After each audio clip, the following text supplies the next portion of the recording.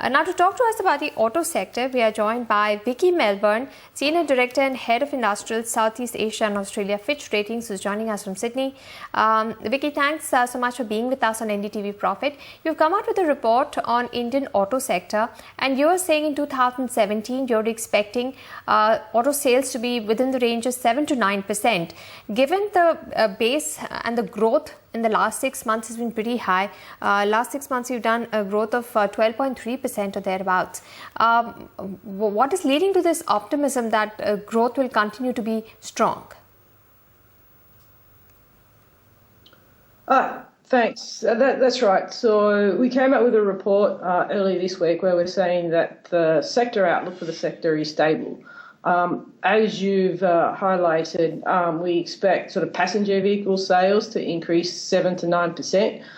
Sort of a couple of things that are driving our forecasts around that. It's largely sort of improving consumer confidence.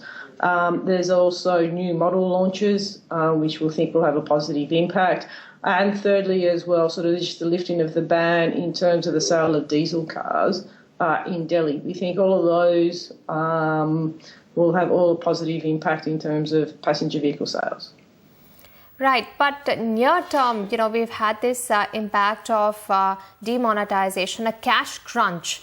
So don't you think that it will have an impact on auto sales and at least some variants, at least, commercial vehicles would be impacted because of that? Sure. I mean, from our sort of point of view, we think that it's really the luxury segment that will have the greatest impact from the demonetization. Generally these sort of high ticket items have a greater reliance on the unaccounted money. Commercial vehicles are generally sort of funded using bank loans. And so, given the government stance in terms of reducing interest rates, particularly as a fallout of the demonetization, effectively that's going to be more beneficial for the commercial vehicle sector. The other sort of impact that we've seen more suddenly is in terms of the two-wheeler market, and there where you have the greater reliance on cash. It's interesting, there you're talking about small ticket size items, but we expect things there to stabilise quite quickly. We've already seen Hero come out early this week, who've already announced that they've started to see increase in their foot traffic, and now it's back up to 85% of what the historical levels have been. So once we get through the monetization and the liquidity issue associated with that, the underlying catalysts will still support the sector. Things still in terms of low ownership costs, low interest rates, low fuel prices, and also the boost to the rural economy.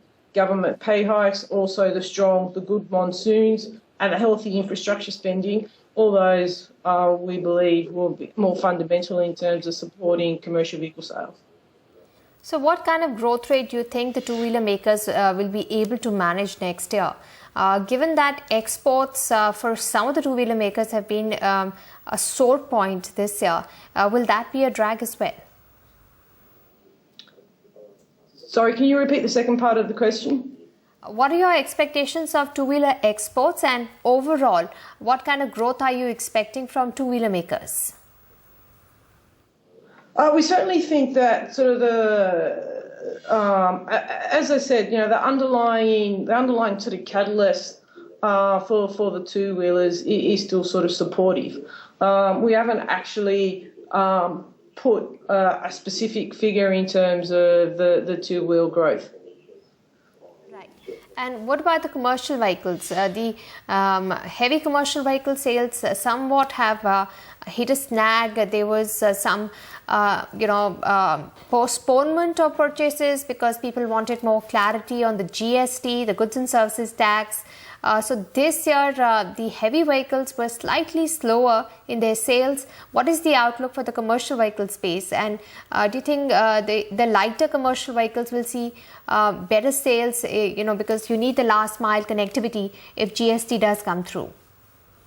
Oh, absolutely. Certainly the successful implementation of the GST, I think, will certainly be be positive for the commercial vehicles. I mean, sort of a streamlining of the taxes and lower transit times. So that's going to unlock, as you sort of pointed to, a bigger market potential for transporting vehicles and hence the commercial vehicle market and also the heavy vehicles. Both of those also segments will also benefit not just the immediate demand from construction activities, but I think also from some long-term structural improvement caused by development of economic hubs and also the increased industrial activities as well that's ongoing.